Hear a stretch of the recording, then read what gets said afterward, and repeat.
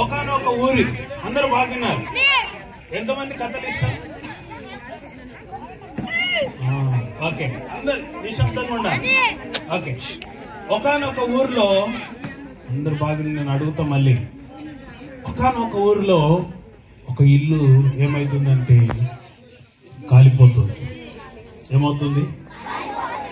అన్ని ఇళ్ళు బాగున్నాయి, ఒక ఇల్లు గుడిసె. ఏంటిది? గుడిసె. ఆ గుడిసె ఏమైతుందని కాలిపోతుంది.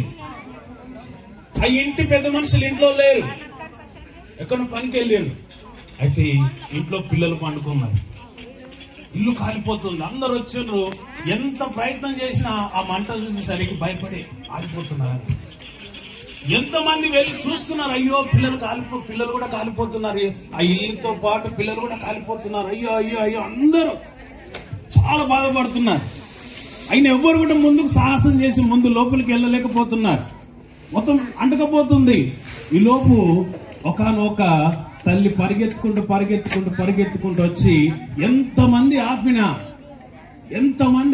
ఆపకుండా ఉరుకుతో పోయి ఆ ఇంట్లోకి వెళ్ళి ఆ పిల్లలందరినీ బయటికి పంపించింది.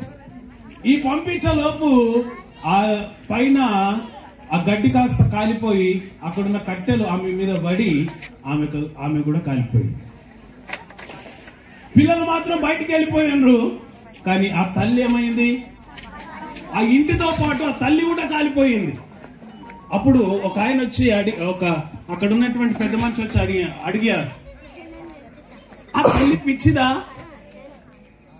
ఎందుకు కాలిపోవాల్సి వచ్చింది? మేము అందరం ఉన్నాం కానీ ఆమెనే ఎందుకు ఉరకాలి దాంట్లోకి అంటే అక్కడ ఉన్న వాళ్ళు అన్నారు, ఆ పిల్లల తల్లి ఆమె. ఈరోజు యేసుక్రీస్తు ప్రభువారు కూడా ఈ లోకంలో ఉన్నటువంటి మనుషులు పాపము చేత, శాపము చేత, అపరాధముల చేత, భయంకరమైనటువంటి పాపిష్టి బ్రతుకు చేత అనేకులు నిత్య నరకములో కాలిపోతున్నటువంటి వారు అనేకులు ఉన్నారు. అనేకులు కాలిపోతున్నటువంటి పరిస్థితుల్లో ఈరోజు మన కళ్ళకు కనబడకపోవచ్చు, కానీ ఈరోజు మనిషి జీవితము ఏదో ఒక రోజు కనుమూయాల్సిందే. వచ్చేటప్పుడు ఒక న్యూస్ విన్నాను నేను. ప్రతిసారి ప్రతి సంవత్సరం మేము వచ్చినప్పుడు ఒక చిన్న తమ్ముడు ఉండేవాడు లావుగా, ఆయన పేరు నేను మర్చిపోయాను, చందు. ప్రతిసారి వచ్చినప్పుడు పాస్టర్ మంచిగా ఉండేవారు. తమ్ముళ్ళు ఎప్పుడైనా కలిస్తే కూడా కొంచెం మాట్లాడేవారు. సంఘం వచ్చినప్పుడు పాస్టర్ గారు చెప్పారు ఆ కుర్రోడు చనిపోయాడు. చాలా బాధ అనిపించింది. చాలా చిన్న వయసు. మనిషి జీవితానికి ఏం లేదు, గ్యారంటీ లేదు. ఏ క్షణమైనా ఏమవుతుందో తెలియదు. ఎవరైనా అనుకున్నారా ఆ చిన్న కుర్రోడు చనిపోతాడని? తెలియదు. ఏ క్షణం ఏమవుతుందో తెలియదు. మరణానికి వయసుతో సంబంధం లేదు, ఏ క్షణమైనా చనిపోవచ్చు. అయితే గమనించాల్సిన విషయము, ప్రతి ఒక్కరము ఏదో ఒక రోజు కన్నుమూయాల్సిందే. అయితే కన్నుమూయక ముందే మన ప్లేసులు ఉన్నాయి, ఒకటి స్వర్గము, ఒకటి నరకం. యేసుక్రీస్తుని ఆహ్వానించి యేసుక్రీస్తుని ఆరాధించగలిగితే, ఆయనని సొంత రక్షకునిగా అంగీకరించగలిగితే నీకు స్వర్గాన్ని ప్రభు ఇవ్వడానికి సిద్ధంగా ఉన్నాడు. కాబట్టి దయచేసి గమనించండి, యేసుక్రీస్తు ఈ లోకానికి వచ్చింది ఏదో కులాన్ని స్థాపించడానికి, ఏదో మతాన్ని స్థాపించడానికి, లేదా తన వెనుక సైన్యాన్ని స్థాపించుకోవడానికి యేసుప్రభు ఈ లోకానికి రాలే. యేసుప్రభు ఎందుకు వచ్చాడంటే, పాడైపోతున్నటువంటి వారు, నరకంలోనికి వెళ్తున్నటువంటి వారు, కాలిపోతున్న వారు. అక్కడ తల్లి ఎందుకు కాపాడిందంటే, సొంత బిడ్డలు కాలిపోతున్నారు, చూసి తట్టుకోలేదు. యేసుప్రభు కూడా మనందరినీ ప్రేమిస్తున్నాడు. మనం అందరం నరకం పోవడం ఆయనకి ఇష్టం లేదు.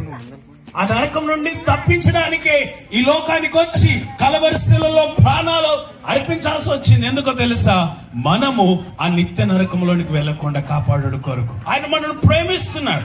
ఈ రోజు నీవు ఉన్నటువంటి స్థితి ఏదైనా కావచ్చు. డబ్బు లేకపోయినా పర్లేదు, నీకు రకరకాలైనటువంటి బంగారు లేకపోయినా పర్లేదు, నీ ఉన్న స్థలంలోనే యేసయ్యని ఆహ్వానించు. యేసయ్యని హృదయపూర్వకంగా ఆహ్వానించు. ప్రభువా, నేను నశించిపోతున్నా, ఈరోజు నీవు ఎలాంటి పరిస్థితుల్లో రోగము చేత, అప్పుల చేత, అనారోగ్యాల చేత ఒకవేళ కురిగిపోతున్నావేమో, నిన్ను రక్షించడానికి, నీకు మనశ్శాంతిని ఇవ్వడానికి, నీ రోగం నుండి నిన్ను బాగు చేయడానికి, నీ కుటుంబంలో ఉన్నటువంటి ఎప్పుడు చూసినా గొడవలు, అసమాధానము, సమాధానం లేని పరిస్థితిలో ఒకవేళ ఉంటే నీ ఇంటిలో సమాధానం ఇవ్వడానికి, నీ భార్య భర్తల మధ్య సమాధానం ఇవ్వడానికి, నీ పిల్లలకు నీకు సమాధానం ఇవ్వడానికి, నీ కుటుంబంలో నెమ్మదిని ఇవ్వడానికి యేసుక్రీస్తు ప్రభువు ఎదురు చూస్తున్నారు. అలాంటి సమాధానం కావాలంటే, అలాంటి రక్షణ కావాలంటే నేడు యేసయ్యను ఆహ్వానించు, యేసయ్యను ఆహ్వానించు. ఆయన ఆహ్వానించడానికి నువ్వు డబ్బులు ఖర్చు పెట్టిన అవసరం లేదు, లోక సంబంధమైన అర్పణలు అర్పించిన అవసరం లేదు. కేవలం యేసయ్యను సొంత రక్షకునిగా అంగీకరించు చాలు. ఆ నరకమనే ఆ భయంకరమైనటువంటి మండుతున్న అగ్నిగుండంలో నుండి ప్రభు రక్షించడానికి సిద్ధంగా ఉన్నాడు. నీకు సమాధానం ఇవ్వడానికి సిద్ధంగా ఉన్నాడు. పాడైపోతున్న వారిని, అనేక రకాలైనటువంటి ఇబ్బందులు ఉన్న వారిని రక్షించడానికి యేసు ప్రభు వచ్చాడు. కాబట్టి ప్రియ సహోదరి సహోదరుడా, ఈ రాత్రికాల సమయంలో నారాయణపూర్ గ్రామస్తులకు అందరికీ తెలియజేస్తున్న విషయం ఏంటంటే, ఆయన నిన్ను ప్రేమిస్తున్నాడు. పక్కన వాళ్ళు చెప్తారా? యేసయ్య నేను ప్రేమిస్తున్నాను చెప్పండి. చెప్పండి అమ్మా, చెప్పండి. కరోనా ఏం లేదు, అందరూ బాగానే ఉన్నారు. చెప్పండి, యేసయ్య నిన్ను ప్రేమిస్తున్నాడు. అక్క చెప్పండి అమ్మ జరా, నీ పక్కన ఉన్న వాళ్ళకి చెప్పండి జరా.